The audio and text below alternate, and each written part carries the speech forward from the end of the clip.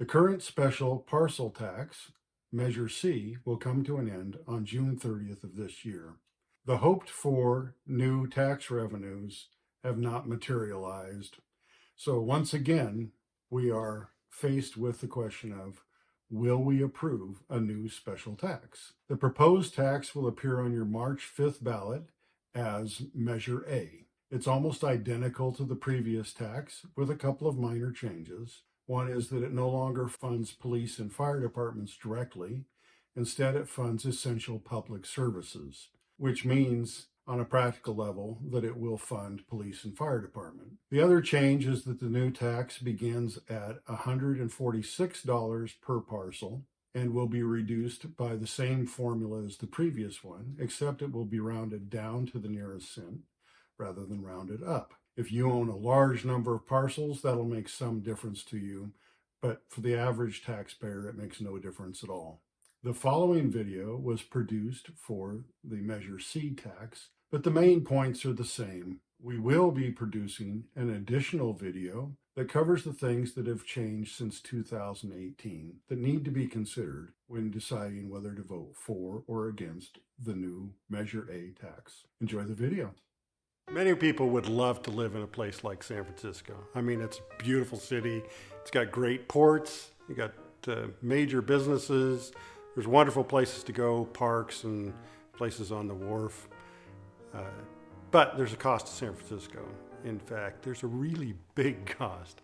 San Francisco rates as, well, it's in competition with New York City to be the most expensive place to live in the United States. Now, the reason I mentioned San Francisco is I recently read an article in the San Francisco Gate, and it was looking at the least expensive place to live in California. Guess what city placed number one? That's right, California City is the least expensive place to live in California. In many ways, we have it really great here. They had some statistics. They said that the average home price in California City is less than $200,000. The average mortgage payment is $4,262. That will get you a one-room bedroom condo in San Francisco. Not for a year. That's what it costs you for a month in San Francisco compared to a house in California City. So property taxes, average is $934, and annual homeowners insurance is $238. I don't know if you realize it, but that's really cheap. We're really blessed to live in a place that has this low cost of living. We save thousands and thousands of dollars each year just by choosing to live here. The cost to purchase and maintain a home is about 1/3 what it would cost somewhere else. So you can get the same size and quality house here for about 1/3 the price. You can get all the homeowners insurance you need for about 1/3 the price.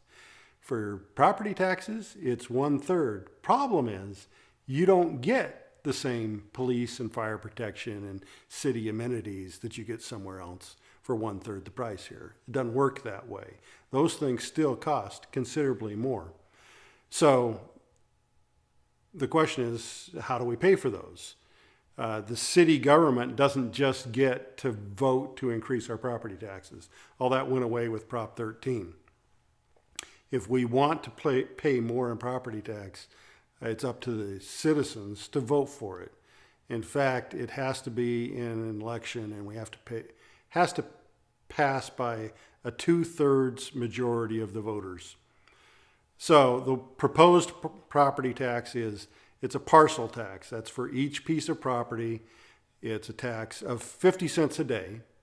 That comes out to $282.50 a year. That's a year. That's really not very much. And if you wonder where that number came from, 50 cents a day. So, and what that goes to is to pay for police and fire protection. Half of it goes for police, half of it goes to fire.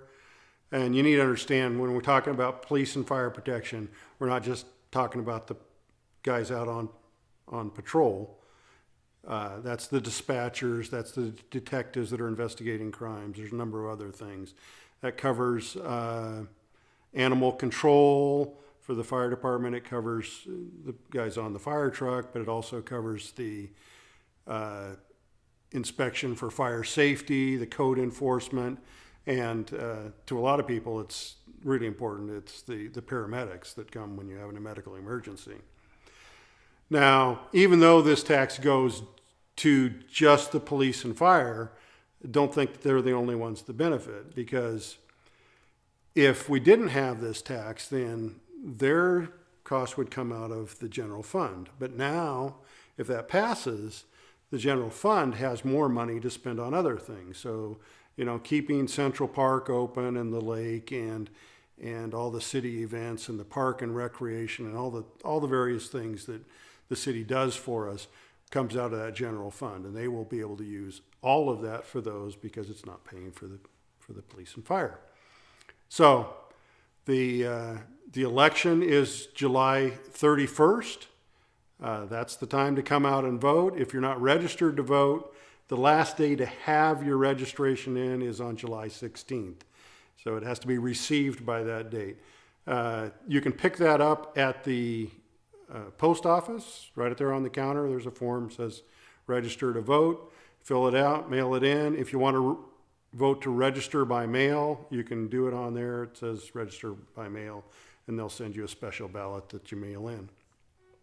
So, election is July 31st. Put it in your calendar, put it on your phone, put a reminder for the day before so you don't forget, and turn out to vote, express your opinion on this, and we'll see where the city goes.